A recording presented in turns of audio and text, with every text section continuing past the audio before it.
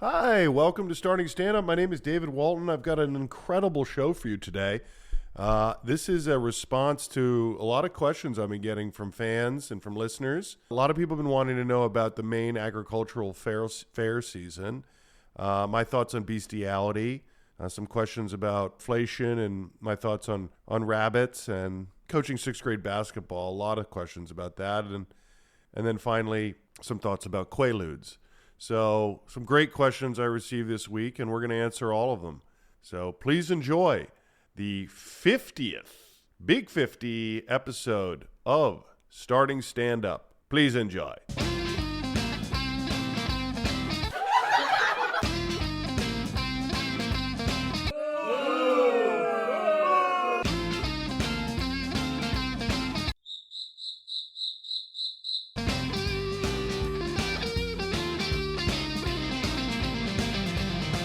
Oh man, that's rubbish! That's rubbish! Okay, hello.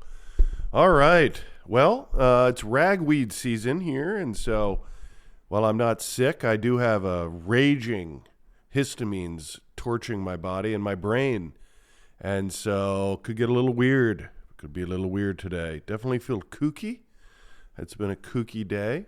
I had about 2 hours lying in bed where I don't think I had a single thought, but I was wide awake.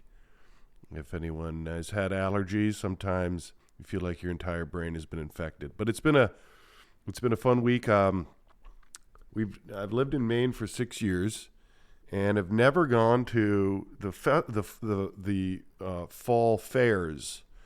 There's the Cumberland Fair, which isn't too far away, maybe a half hour, which is a lovely spot. And then there's the famous Freiburg Fair, which I believe is one of the oldest fairs in the world. Mid-1800s it started. And we went there on a school night. 3 fairs in 4 days. Friday, Saturday, and then Tuesday. Long and short of it is, you go to a fair, you have a couple cocktails while the kids ride on rides that make you vomit, and then you go into the rabbit section of the fair. And your family, despite protests, I believe at one point I said, under no circumstances are we buying a rabbit. And within a day and a half, we had 3 rabbits. The rabbits are shitting everywhere. They're extremely aggressive towards each other, so they can't even hang out. They're tiny. They're 3 pounds, but they're all boys, and if you look to see if you can see their nuts. Like, we have cats. We have Persian cats, which are boys as well. I still haven't seen a penis or a nut on these cats. I mean, they have them, but, well, actually they don't have nuts anymore, but never saw them. These 3-pound rabbits, you hold them up, and staring at your face is the nutsack of, an 8-year-old boy, like a significant nutsack. Very creepy, and can't wait to lop those off. The beauty of no one listening to me about not getting rabbits is that their big point, the whole family's point, was they're only $50.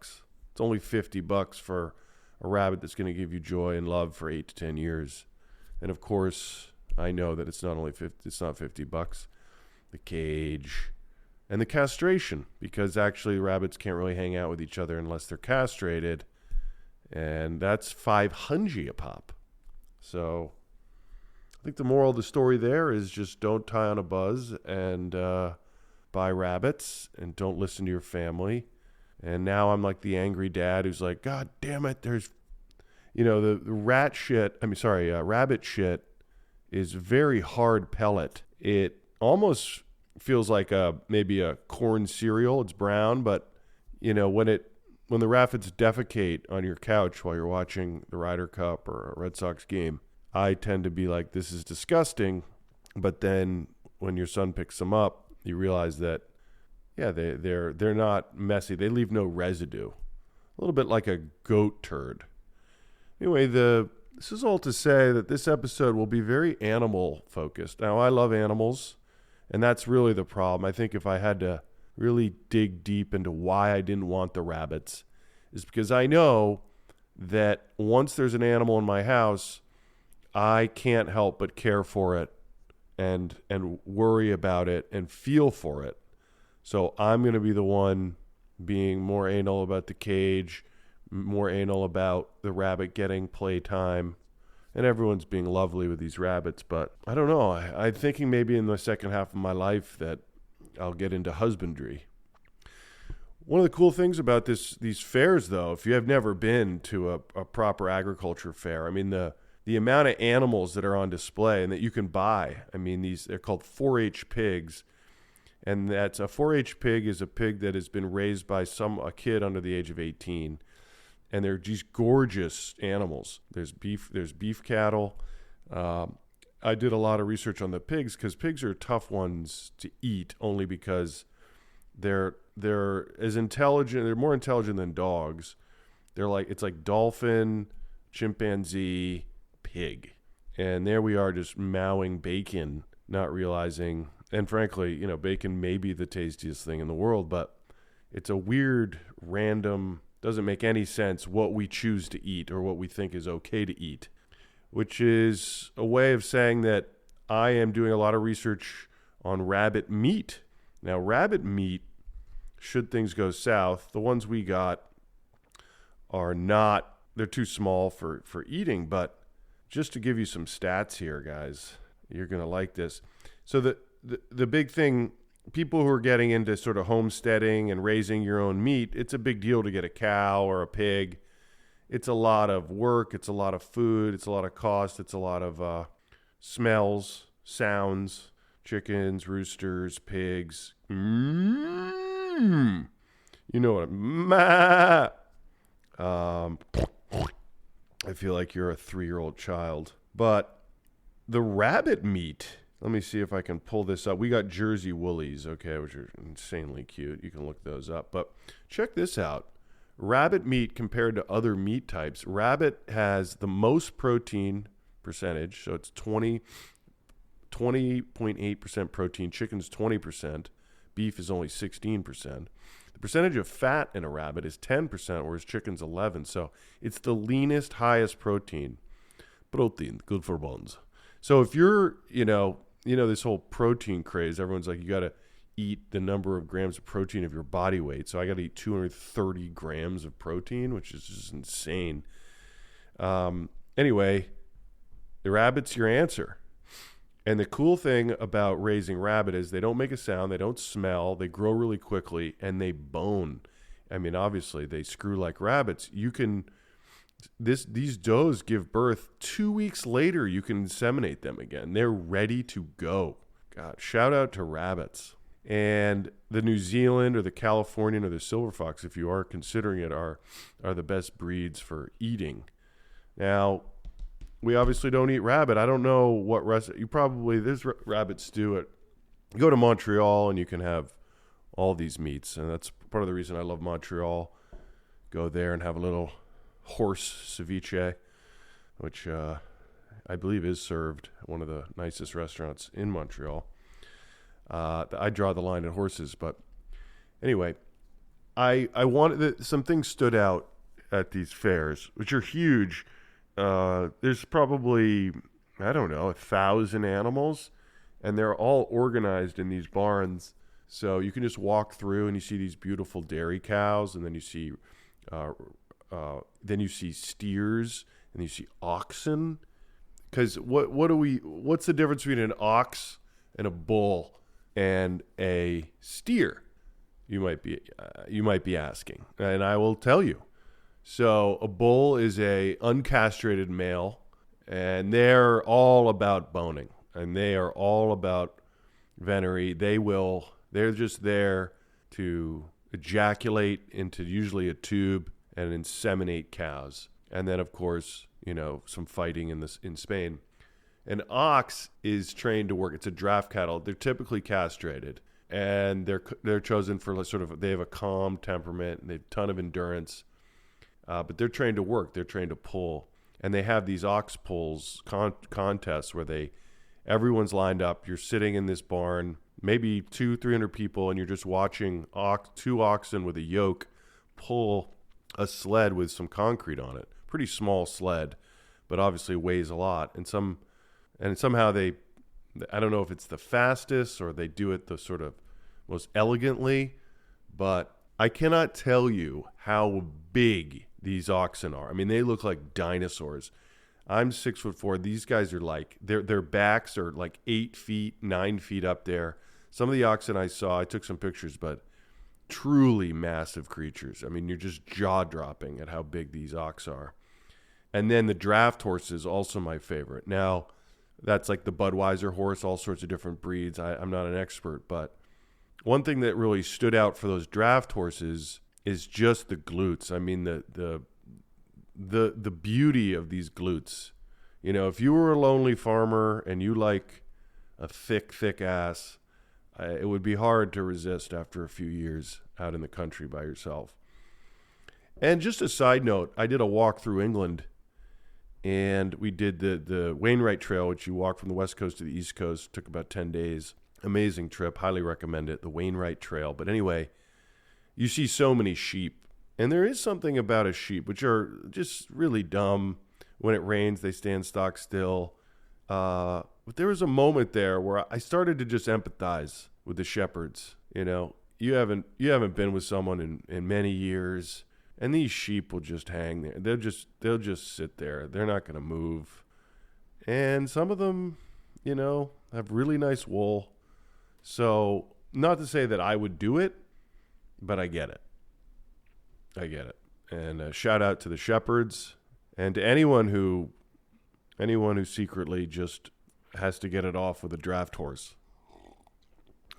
Starting stand-up does not condone bestiality. I just want to make that really clear. We do not condone it. My producers and I are donating to the anti-bestiality charity that we found. But I do have empathy for all those lonely farmers out there. Another thing is just the prices now of those games, you know, like throw darts at balloons or throw the rings on the duckies, or the cost. I mean, throw a basketball and win a jersey. It's like $20 cash for 3 darts. And I don't want to be the dad who's just like talking about inflation, but my God. I mean, if I said yes to everything my son wanted to do as he walked through, there's probably, because that's where they really make their cash. The rides, you know, a lot of electricity, they're expensive, but like darts on a balloon with a bunch of 20-cent prizes from China, like that's the cash cow. And the amount of times I had to say no to my boy, if I had said yes, I think I would have spent about, I don't know, $1,200 in like 40 minutes.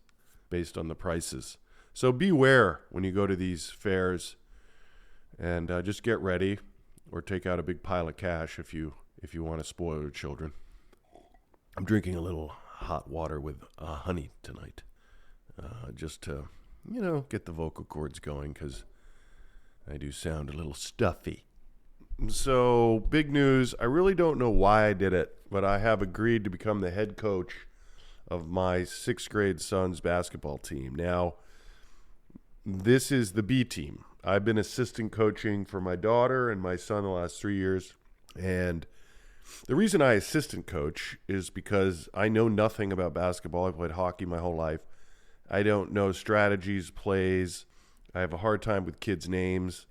And so I did I was a hype guy. I was really charged up on people's hype, but I'm really nervous. I'm very nervous about being in charge because, one, of course, I don't know anything about basketball. And 2, I think 6th grade boys are pretty much the worst. You know what I mean? They're kind of punks, but they're still immature enough where you can't like scream at them like you can like a high school kid. You know? I mean, I can scream at them, but I don't want to. The real question is like, I think what I'm going to do is this. I remember talking to a substitute teacher, or it was a full-blown teacher.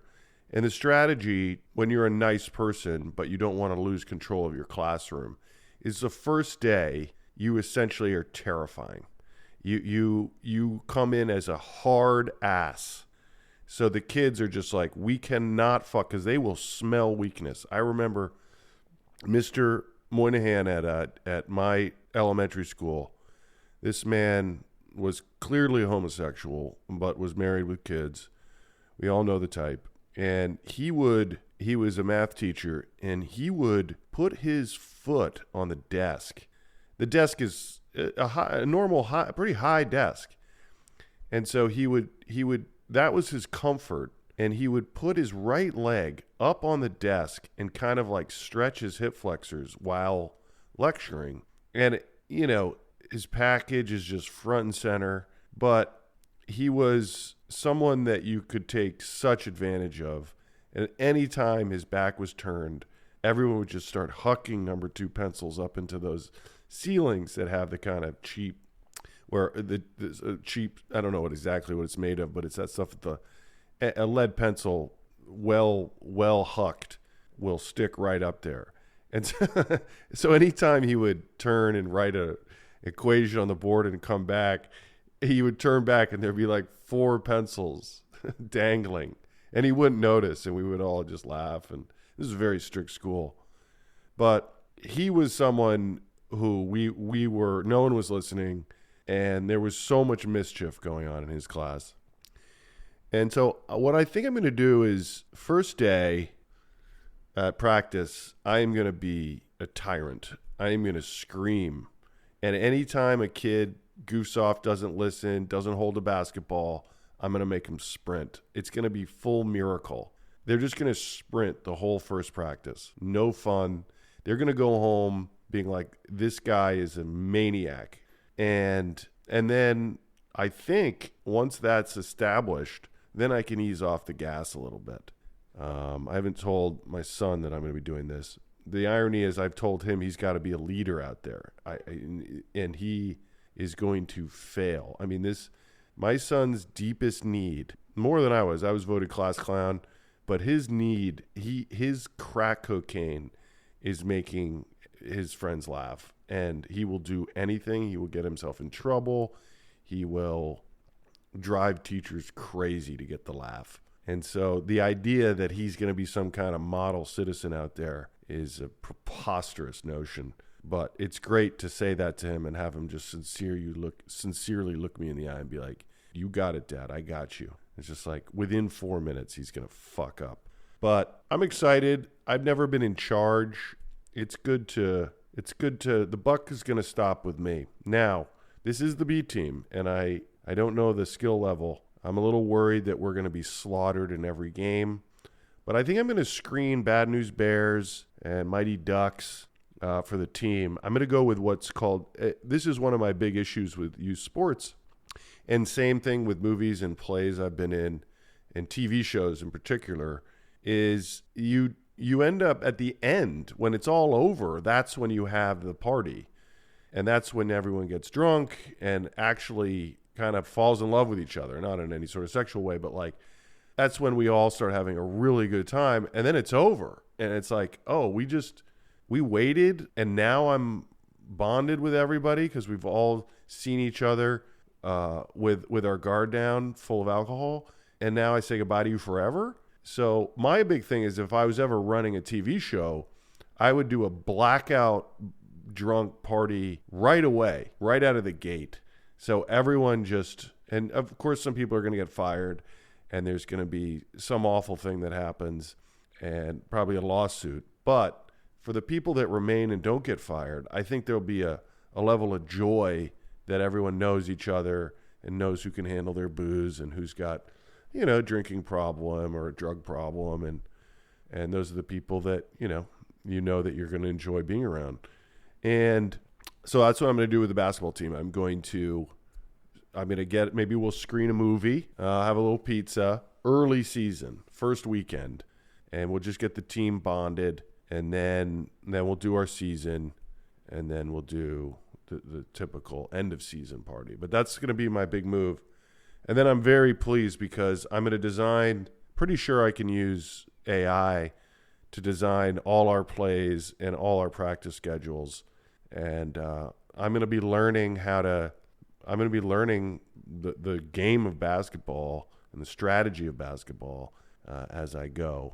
Now, obviously, I'm hoping that no parents of my team are listening.